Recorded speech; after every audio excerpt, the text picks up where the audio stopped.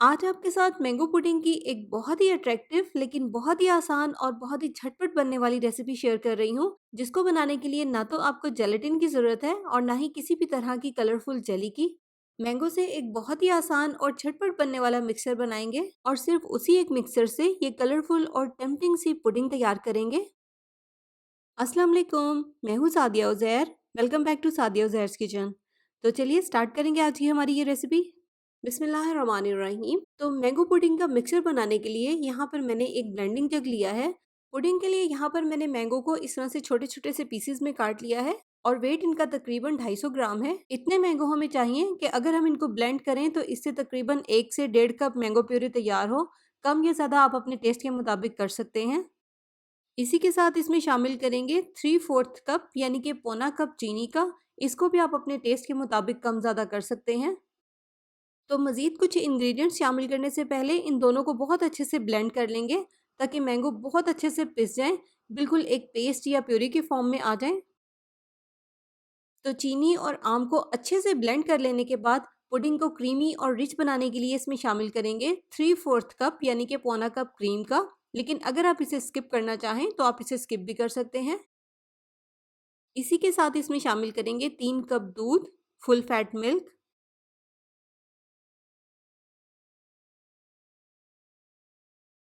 और अब इन तमाम चीज़ों को भी आम के साथ बहुत अच्छे से ब्लेंड कर लेंगे।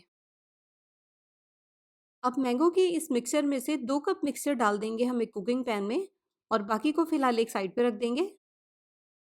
तो अभी हमें इसके नीचे फ्लेम को ऑन नहीं करना। पहले इसमें शामिल करेंगे 2 चाय के चम्मच चाइना ग्रास पाउडर या इसे अगर अगर पाउडर भी कहते हैं। इनको डालकर पहले अच्छे से मिक्स करेंगे। तो अच्छे से मिक्स करने के लिए यहाँ पर मैं हैंड विस्क का इस्तेमाल कर रही हूँ। आप चम्मच से भी इसको मिक्स कर सकते हैं।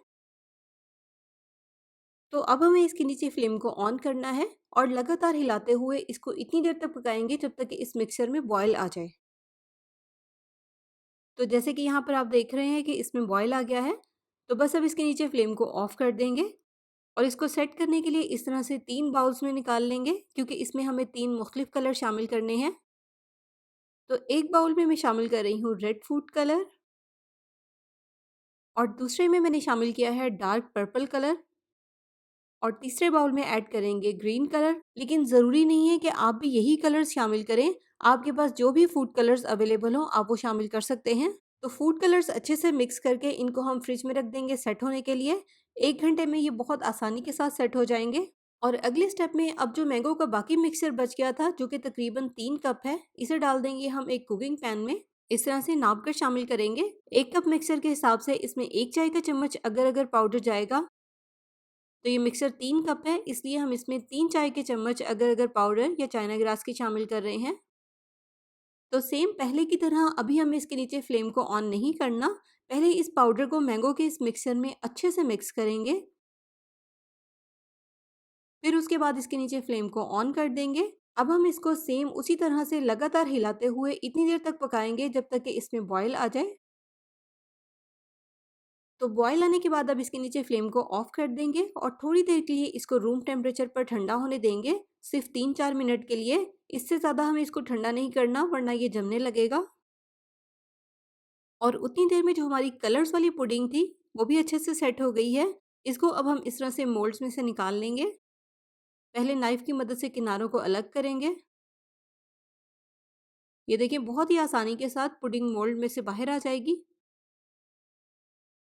इसके बाद इस तरह से इन तीनों कलर्स वाली पुडिंग की इस तरह से स्क्वायर शेप में या डायमंड शेप में कटिंग कर लेंगे।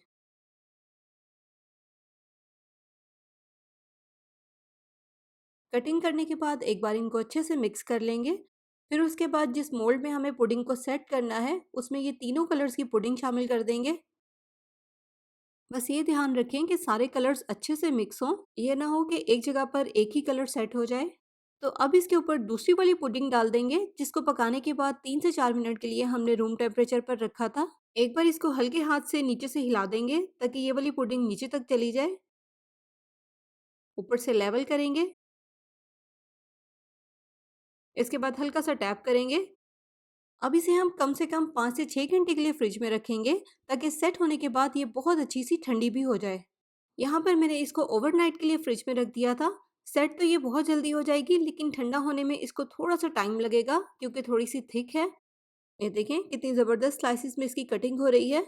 इससे पहले मैंने ब्रोकन ग्लास जेली पुडिंग की रेसिपी भी अपने चैनल पर शेयर की है। इसके अलावा मैंगो पुडिंग और पुडिंग की डिफरेंट टाइप की वैरायटीज़ की बहुत सारी रेसिपीज़ मैं अपने चैनल पर शेयर कर चुकी हूँ, जो कि आप मेरे चैनल पे देख सकते हैं।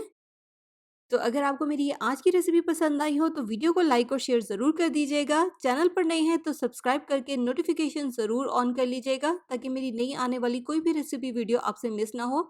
रेसिपी ट्राई करें तो कमेंट सेक्शन में फीडबैक ज़रूर दीजिएगा। अपना बहुत सा ख्याल रखिएगा, दुआओं में याद रखिएगा। Thank you for watching. अल्लाह हाफिज़।